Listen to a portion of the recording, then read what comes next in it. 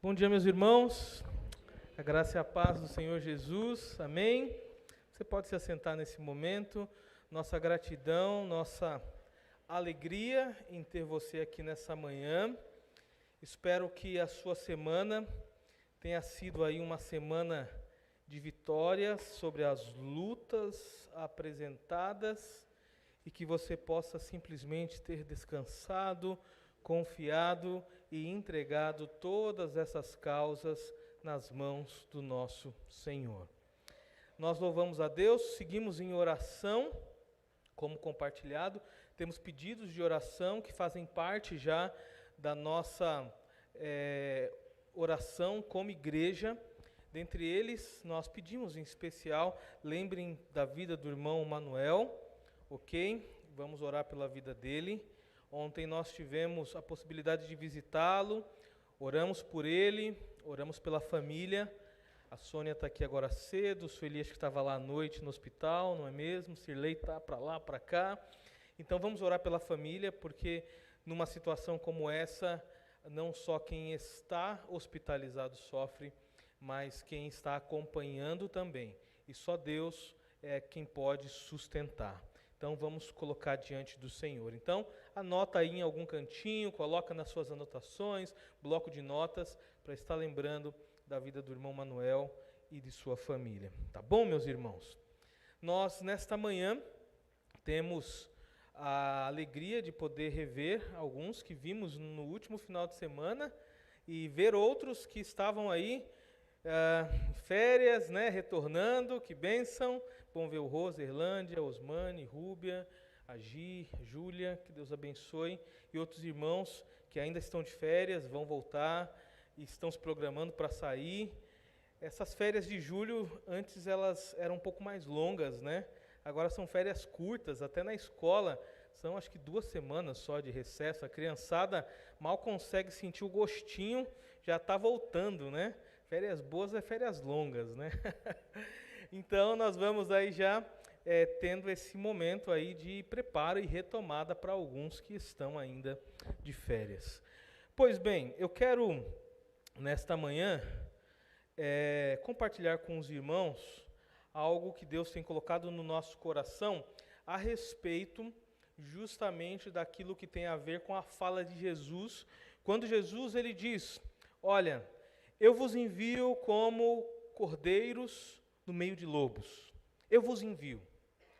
Eu vos envio. E nós falamos em um determinado domingo, se não me falha a memória, o primeiro domingo, acerca dessa expressão de Jesus, de enviar-nos como cordeiros no meio de lobos, pois a figura dos cordeiros é a figura mais bela, mais próxima, que se assemelha à figura de Jesus, trazendo à tona uma realidade de que nós estamos num mundo, um mundo hostil, um mundo seco, um mundo sem esperança, e o Senhor nos envia justamente como cordeiros para que possamos ser os promotores da paz, sermos os promotores da evangelização, sermos aqueles que proclamam. E louvado seja o Senhor, porque Ele nos enviou como cordeiros, e Ele não nos enviou como lobos, porque a figura do lobo nas Sagradas Escrituras, ela tem ali uma conotação e uma ligação muito próximo à imagem do inimigo, à imagem de Satanás. E a missão de Satanás nós já sabemos, roubar, matar e destruir. Jesus veio para nos dar vida, e vida em abundância. E a esses a quem ele chama, ele capacita, ele dá poder, ele dá autoridade, ele nos acompanha. E eu quero compartilhar com você hoje, olhando para um texto do Antigo Testamento.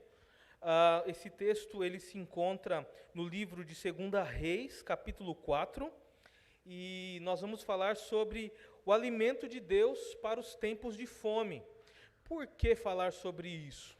Porque em meio à caminhada, em meio a esse início que nós damos com o Senhor Jesus, a caminhada, ela vai nos colocar em determinados momentos ali com fome e sede de Deus. Às vezes alguns saberão a fonte correta de ir buscar o alimento, e outros, às vezes, buscando ali e aí nós falamos até um pouco disso, às vezes se perderam na religiosidade, às vezes se perderam no ritualismo, alguns buscam nas fontes erradas e ficam ali sedentos e com fome. Mas o Senhor é aquele que alimenta, Ele é aquele que provê. E aí, fazendo minha reflexão sobre esse tema, essa possibilidade do Senhor que supre, que cuida, a minha mente foi remetida para justamente essa passagem que fala em especial de Eliseu ali, um momento muito crítico, um momento crucial na história de Israel, aonde Eliseu foi usado como o profeta para que a fome pudesse ser ali amenizada por meio do Deus que tudo pode, que está nos céus e que cuida. E o texto bíblico nos fala o seguinte, 2 Reis, capítulo 4, do versículo 38 em diante, diz assim: E voltando Eliseu a Gilgal, havia fome naquela terra. E os filhos dos profetas estavam assentados na sua presença, e disse ao seu servo: Põe a panela grande ao lume, e faze um caldo de ervas para os filhos dos profetas. Então um deles saiu ao campo a apanhar ervas, e achou uma parra brava, e colheu dela, enchendo a sua capa de colossíntidas. E veio e as cortou na panela do caldo, porque não as conhecia. Assim deram de comer para os homens. E sucedeu que, comendo eles daquele caldo, clamaram e disseram: Homem de Deus, a morte na panela. Não puderam comer. Porém ele disse: Trazei farinha, e deitou-a na panela, e disse: Dai de comer ao povo. E já não havia mal nenhum na panela. E um homem veio de Baal-Salizá e trouxe ao homem de Deus pães das primícias, 20 pães de cevadas e espigas verdes na sua palha. E disse: Dá ao povo para que coma. Porém seu servo disse: Como hei de pôr isto diante de 100 homens? E disse ele: Dá ao povo para que coma, porque assim diz o Senhor: comerão e sobejará. Então lhos pôs diante, e comeram, e ainda sobrou, conforme a palavra do Senhor. Amém, meus irmãos? Em algumas versões, fala dessa parra brava, que é colocada aqui, como uma erva daninha, algo que estava no campo, que não era apropriado para se alimentar. Vemos também os resultados disso e a atenção ali dada à situação quando identificaram que havia morte na panela. Ou seja, aqueles que estavam comendo daquele caldo verde, eu imagino que talvez ali era o melhor que eles tinham para aquele momento. Era um período de fome, era um período de escassez, era um período onde estava faltando alimentos, e aqueles que estavam em meio ali aos movimentos de conflitos e de perseguições, precisavam se alimentar para seguir em frente. Então, eu já ouvi certa vez um ditado, e esse ditado é verdadeiro, que a melhor comida e o melhor tempero é aquele quando nós estamos com fome. Então, eu acredito que esses homens, eles sequer notaram algum gosto amargo, alguma coisa ali que pudesse denotar a presença dessas ervas contaminadas no meio daquele caldo. Por outro lado, a gente tem aqui uma expressão que traz base para aquilo que a cultura baiana afirma: colocou farinha, a coisa melhorou. Os baianos aqui sabem disso, alguns outros, Colocou farinha na comida, pode ter o que for, vai melhorar, vai ficar bom. Mas aqui a gente vê que é a estratégia usada pelo profeta para que fosse revertido toda aquela química contrária que estava presente. E a gente sabe que quem pôs a mão ali para fazer com que aquele espírito de morte que ali estava fosse embora foi o próprio Senhor. Foi o próprio Senhor. A farinha certamente, lógico que poderia ter nas suas condições ali químicas algum poder de amenizar aquilo, mas a gente sabe que foi providência de Deus. Deus estava olhando e cuidando dos seus. E nisso tudo nós vemos esse movimento que envolve Eliseu. Eliseu, um homem que foi grandemente usado pelo Senhor no Antigo Testamento. Para você que talvez ainda não leu o livro de Reis, ou está começando na fé, ou já leu e não se recorda, Eliseu ele foi substituto do profeta Elias. O seu nome é um nome bonito, tem um belo significado, que diz que Deus é a salvação. O nome Eliseu tem essa propriedade, essa conotação, esse significado. E Eliseu ele teve a oportunidade de ver grandes feitos de Deus através do profeta e do ministério de Elias. É tanto que ele é aquele que acompanhava Elias, ele era o ajudante de perto. Aonde Elias ia, Eliseu estava junto. Aonde Elias fazia ali fatos extraordinários, Deus usava Elias, Eliseu estava vendo. De alguma forma havia ali um sentido de mentoria já, de preparo para que quando Elias fosse levado aos céus, e a palavra de Deus nos mostra aí no capítulo 2 e 3, a forma que isso aconteceu. Ele foi arrebatado, levado aos céus, uma carruagem de fogo o levou para os céus, e ali na ausência de Elias, quem fica foi Eliseu. Então, Eliseu pôde presenciar grandes fatos, grandes marcos na história de Israel, por meio ali da vida de Elias. Agora é o momento que esses grandes milagres ocorram por intermédio do ministério de Eliseu. Elias não está mais, agora é Eliseu. E isso é interessante, porque nos dá o sentido e nos mostra que Deus, ele foi com os atos de Elias e agora ele seria com os atos de Eliseu. Isso denota que Deus usa todos aqueles que se dispõem. Marca isso. Deus usa todo aquele que se dispõe. Todo aquele que diz, Senhor, eis-me aqui, usa-me. Todo aquele que coloca o seu coração, as suas mãos, os seus dons, os seus talentos. Eu quero dizer para você que Deus usa, e usa extraordinariamente. Talvez você tenha perdido o brilho disso, o brilho dessa possibilidade. Mas eu quero falar que Deus quer usar você com o dom e com o talento que você tem. E aqui nós temos dons e talentos inumeráveis. Talvez alguns mais novos, que eu não conheço muito bem, eu não consiga perceber. Mas alguns que já fazem parte da nossa caminhada há mais tempo, a gente sabe, é bom em culinária, é bom em artesanato, é bom em artes manuais, é bom no relacionamento com crianças, é bom em relacionamento com jovens, é bom na administração. Então, a cada um aqui, Deus deu dons extraordinários. Então, se disponha para ser usado pelo Senhor. E Eliseu se dispôs a isso. E nisso nós vemos que nessa disposição, até chegar ao momento em que o texto que nós lemos relata essa realidade da fome, né? O alimento de Deus para os tempos de fome que haviam ali chegar, nós vemos que Eliseu ele experimentou de coisas extraordinárias, para que naquele momento em que foi questionado, olha, nós temos morte na panela, o que fazer agora? Coloca farinha, a coisa vai mudar, vai ter vida ali. Temos 100 homens, mas só chegaram 20 pães. O que nós vamos fazer? Distribui para eles. Que Deus vai fazer com que esses pães se multipliquem e ainda sobre. Às vezes nós olhamos para o relato da multiplicação dos pães lá com Jesus e a gente pensa que só aconteceu ali. Jesus, certamente, ele está sendo usado ali de forma extraordinária, multiplicando pães e peixes. Mas a gente vê que antes mesmo de Jesus se encarnar entre os homens, coisas do tipo já aconteciam.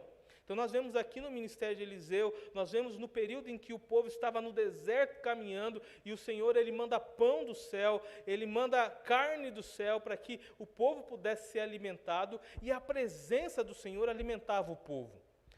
A sombra que os acompanhava no deserto escaldante pela manhã alimentava o povo. O calor da coluna de fogo que acompanhava eles nas noites frias, ali também os alimentava. Então nós vemos que o nosso Deus é um Deus que nos alimenta, é um Deus que nos fortalece, é um Deus que sabe bem daquilo que nós necessitamos. E Ele dá além daquilo até que nós precisamos, a ponto que possa sobrar, possamos compartilhar, possamos abençoar outras pessoas. E até chegar esse momento, nós vemos que algumas coisas aconteceram ali na vida de Eliseu. E o primeiro relato que nós vemos, pegando aí na história, na cronologia dos capítulos, né, do capítulo 1 até o versículo 4, o primeiro que nós vemos é a realidade ali de algo que estava acontecendo na cidade de Jericó. Isso está lá no capítulo 2, do versículo 19 em diante, aonde a realidade daquele local era uma realidade aonde as fontes de água que alimentavam ali aquela cidade, elas estavam contaminadas. As fontes de águas, elas estavam rotas, secas, e quando produziam algo, eram águas que não eram possíveis de consumo. E 2 Reis, capítulo 2, versículo 19, nos diz o seguinte, fala assim: e os homens da cidade disseram a Eliseu: eis que é boa a situação desta cidade, se referindo a Jericó, como o meu senhor vê, porém as águas são más e a terra é estéril. Se as águas são ruins, a terra ela vai sofrer suas consequências também. Então, diante de uma cidade que havia sido tomada ali, né, por Josué, havia ali sido conquistada pelos poderes e forças do Senhor, nós vemos que faltava algo que podia ali nutrir, alimentar a terra. E ali fala, olha, a terra é boa, mas a água é ruim e a terra não produz. Então, qual que é a realidade e a atitude de Eliseu frente a isso? Eliseu, ele purifica as águas daquela nascente que abastecia a cidade de Jericó, e a água se torna boa e a terra se torna produtiva. O texto bíblico, na continuidade, vai falar que ali ele pegou uma tigela com sal, foi até ali a fonte, despejou aquilo, e aquilo foi a representatividade do Senhor, transformando águas ruins em águas boas. Olha só que coisa. Deus havia sido com Elias, agora estava sendo com Eliseu. Então, podemos colocar aí o primeiro milagre já que ali Eliseu presencia no seu ministério, vendo que o Senhor estava provendo alimento para pessoas que estavam com fome, ali se referindo a uma cidade, a um grupo. Mas também nós vemos que, na continuidade disso, nós vemos que no capítulo 2, versículo 3, versículo 3 a 9, fala algo que se refere à guerra entre os israelitas e amonitas. Ou melhor, 2 Reis, capítulo 3, versículo 9. 2 Reis 3, 9. Fala que o rei de Edom e os seus soldados se uniram ao rei de Israel e ao rei de Judá, e esses três exércitos seguiam pelo caminho. Depois que eles andaram 7 dias pelo deserto, já não havia água para os homens, nem para os animais ali se alimentarem. Olha só que coisa. 3 exércitos se reúnem para combater ali o exército inimigo dos amonitas, que queria destruir Israel e aqueles que eram seus aliados. E ali, na caminhada deles pelo deserto, eles não encontravam mais fontes de águas. Não havia. Só havia o quê? As valas, os buracos secos, aonde aquilo fazia com que os soldados iam desfalecendo pelo caminho. Os animais, eles iam caindo pelo caminho. E aí nós vemos que ali o profeta Eliseu, ele é chamado para ouvir, né, e conhecer daquela situação. E Eliseu, ele profetiza que sem ver a chuva, nem sentirem os ventos, e sem nada daquilo ser perceptível, os vales se encheriam novamente. E ali eles teriam água suficiente para seguir em frente. O capítulo 3 fala que isso foi real. As valas, os buracos ali, que antes tinham água e não tinham mais, eles começaram a minar água, a brotar água, e ali os exércitos tinham aonde se alimentar com a água, abastecer ali os seus animais e seguir em frente à viagem. Então vemos que isso é a prova do cuidado de Deus, provendo alimento para os seus em meio a situações totalmente inusitadas e fora do controle. Algo também que nós podemos ver nisso tudo, o capítulo 4, versículo 1 e versículo 2, fala acerca de uma viúva ali, onde essa viúva, ela conhecia do ministério de Eliseu, seu marido servia ali ao ministério de Eliseu e aos exércitos a qual Eliseu era aliado ao povo de Deus, e nisso o seu marido morre. Nessa que ela se torna viúva, os credores batem à porta e pedem conta da dívida que eles tinham. Sem ter como pagar, os credores falam: olha, se você não pagar, nós levaremos os seus 2 filhos como escravos. Você vai perder os seus 2 filhos. Ao saber disso, Eliseu ali entra em providência e ele dá instruções àquela mulher dizendo da seguinte forma: o que você tem? Ela diz: eu tenho somente uma vasilha e um pouco de azeite. E aí Eliseu dá a ela a direção para que ela reúna as vasilhas dentro da sua casa e possa ali ir enchendo as vasilhas com aquele azeite. E aquele azeite foi multiplicador. Encheu todas as vasilhas que ela pediu emprestada foram enchidas também, e aquilo serviu de suprimento para ela e para a sua família, bem como para ser vendido e pagar a conta com seus credores. Então veja, mais uma vez, Deus agindo em favor daqueles que tinham necessidades, fome, sede e necessidades que envolviam a própria vida. Então, a começo nós vemos a realidade do profeta diante ali de uma realidade onde não havia água na cidade. Depois nós vemos a realidade onde as fontes no meio do deserto haviam secado e foram supridas. Vemos agora uma viúva sem alimento e Eliseu ali dá o direcionamento e as vasilhas são preenchidas. E por final nós vemos a realidade no capítulo 4, do versículo 14 a 16, Eliseu diante de uma mulher, diante de uma família que observava o homem de Deus passando por frente da sua porta todos os dias. Essa história é muito bonita. E ali aquela família diz: eis que vejo que aquele homem é um homem de Deus, é um profeta de Deus. E diante das suas andanças, vamos fazer o seguinte: vamos construir um quarto para ele, vamos colocar uma cama, vamos colocar uma mobília, vamos colocar ali algo para iluminar. E quando ele estiver por aqui, ele dorme, ele descansa aqui. É bonito demais a expressão com que Eliseu responde a toda aquela generosidade daquela mulher. E a palavra de Deus nos diz da seguinte forma, que Eliseu ele pergunta: como que nós podemos retribuir o cuidado e o amor dessa mulher? Como nós podemos? Do versículo 14 a 16 diz isso: o que podemos fazer por ela? E aí Geazi, alguém que acompanhava Eliseu, diz: olha, ela não tem filhos. E Eliseu fala para ela: olha, no próximo ano, nessa mesma época, você terá um filho. Algo que se assemelha muito àquilo que nós conhecemos das histórias do Novo Testamento, algo que nós conhecemos das histórias que envolve Ana, que envolve outras personagens do Antigo Testamento, e o Senhor passa e faz gerar ali, ela tem um filho.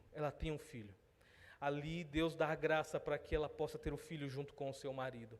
Porém, a palavra de Deus nos diz e nos mostra que aquele filho morre, não sabemos bem a idade, e ela se busca novamente Eliseu, e Eliseu vem até aquela casa, e Eliseu clama ao Senhor, e aquele menino volta à vida. Então veja, o Senhor é aquele que faz com que a água da cidade seja transformada em água boa, faz com que os desertos que estão secos voltem a ter as cisternas com águas, faz com que a família que estava prestes a perder os seus filhos por conta de uma dívida tenha recursos para pagar a dívida e sobreviver, e faz com que aquela que não tem condições de dar à luz possa ter a madre ali liberada e dar à luz. Esse é o nosso Deus, meus amados. Ele é aquele que provê o impossível. Ele é aquele que nos alimenta em meio à nossa fome. A fome que temos e que é real e existente dentro de nós. Quando nós nos deparamos com essa realidade, apenas uma pergunta vem, e essa pergunta é: você crê nesse Deus? Você confia nesse Deus com todas as suas forças? Lá no livro de Mateus, capítulo 11, diante da ressurreição de Lázaro, Jesus faz uma pergunta ao povo, dizendo: você crê nisso? E eu acredito que essa pergunta é a mesma que ressoa nos nossos dias de hoje, porque por vezes nós duvidamos da provisão e do cuidado de Deus. E nós precisamos crer no cuidado e na provisão de Deus. Quando nós estamos na caminhada com Ele, quando Ele diz, eis que eu vos envio como cordeiros no meio de lobos, nós precisamos entender que o mesmo Deus que nos chamou, que o mesmo Deus que nos salvou, que o mesmo Deus que nos capacitou, é o Deus que vai conosco e que nos alimenta em meio às nossas necessidades. E nós precisamos crer a todo tempo e a toda hora, porque diante de situações assim, nós vemos a ação gloriosa do Senhor. Quando nós nos deparamos com a realidade de Eliseu, no texto que nós lemos, então eu trouxe esses exemplos para que os irmãos pudessem ver que quando Eliseu se depara diante da realidade ali, da morte na panela e também da falta de pão para alimentar os homens, ele já havia tido experiências de confiança com Deus. E ali ele simplesmente confiou, ele simplesmente acreditou que Deus iria fazer coisas extraordinárias. E Deus usa muitas vezes de objetos visíveis para que a nossa fé possa estabelecer conexões.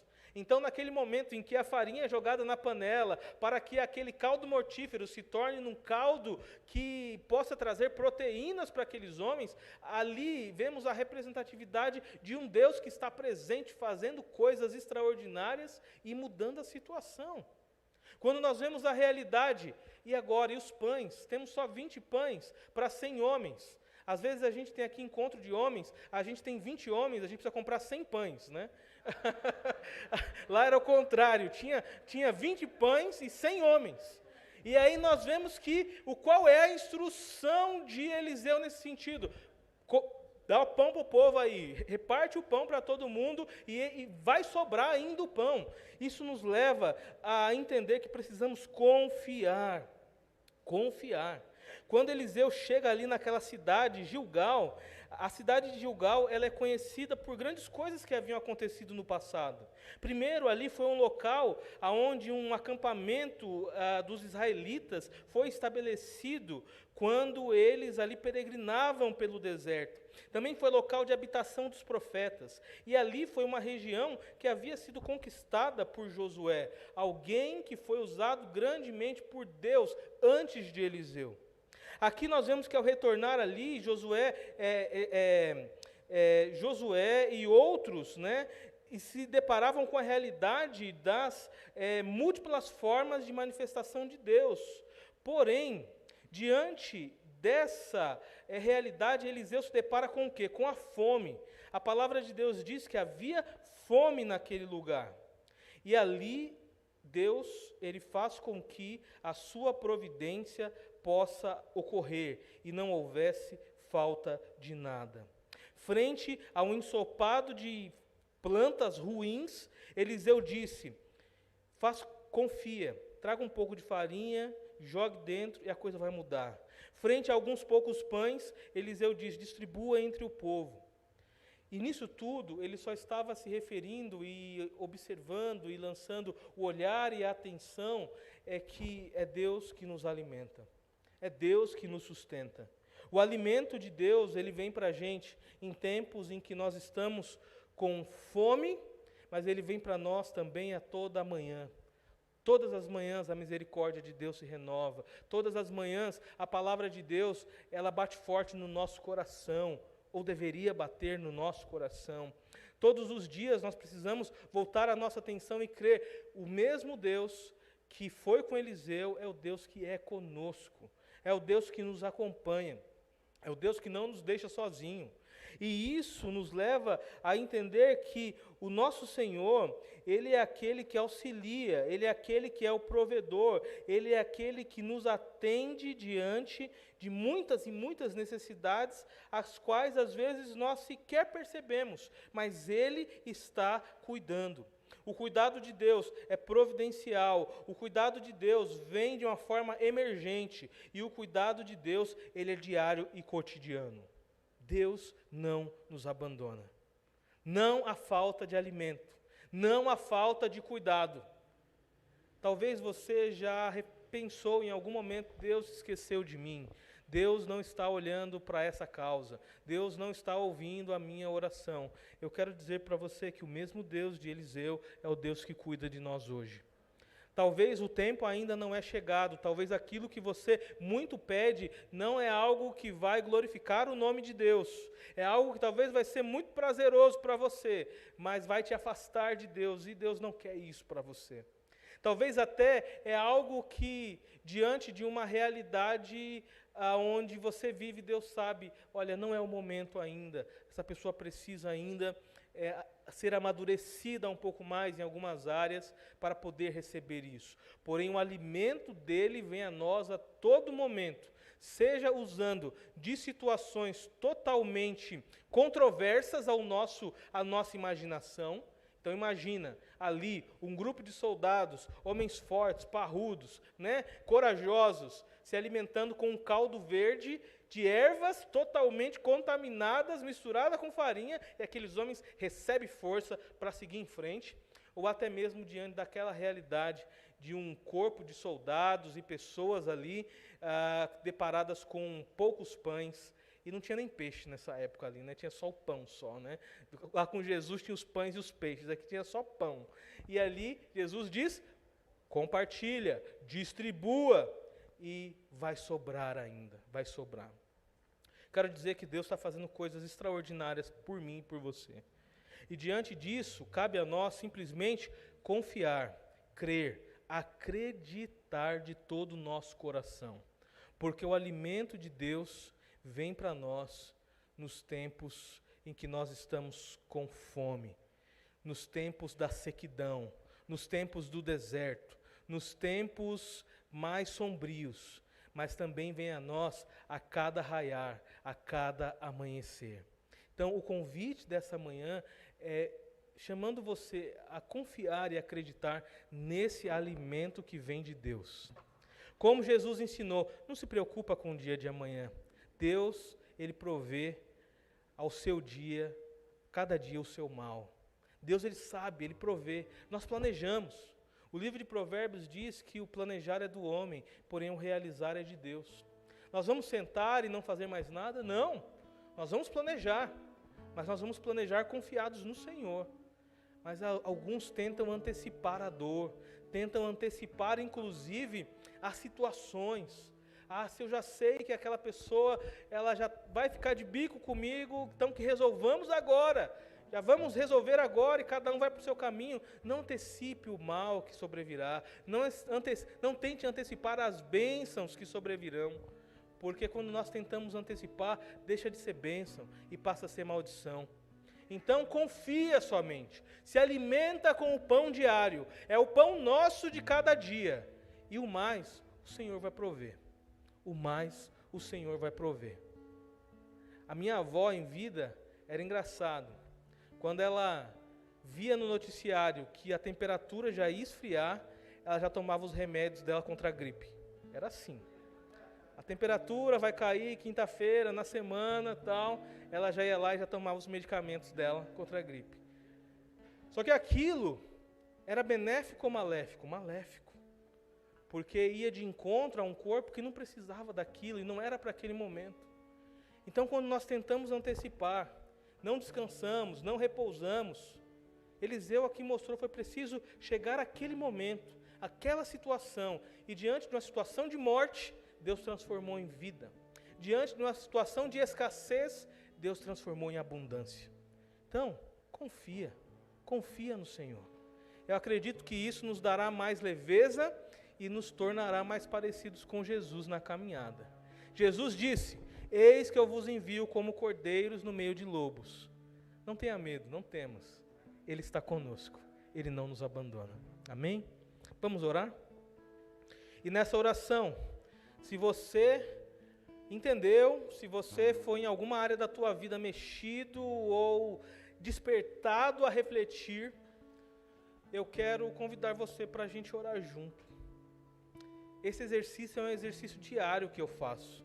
Porque por vezes eu sou tendencioso a confiar em mim, a confiar no que eu tenho, a confiar nas minhas forças, e não é assim. Precisamos confiar no Senhor, porque o alimento vem dEle.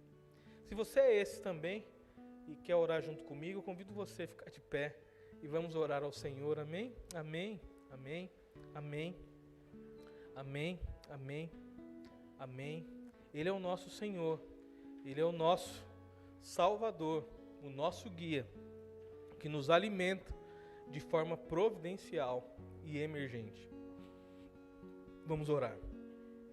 Amado Deus, querido Pai, obrigado por essa manhã, obrigado pela Tua palavra, obrigado pelos irmãos que nesta manhã comigo ouviram e fizeram aplicações às suas vidas. Ó Deus, e que fique de tudo que falamos apenas uma realidade nos nossos corações.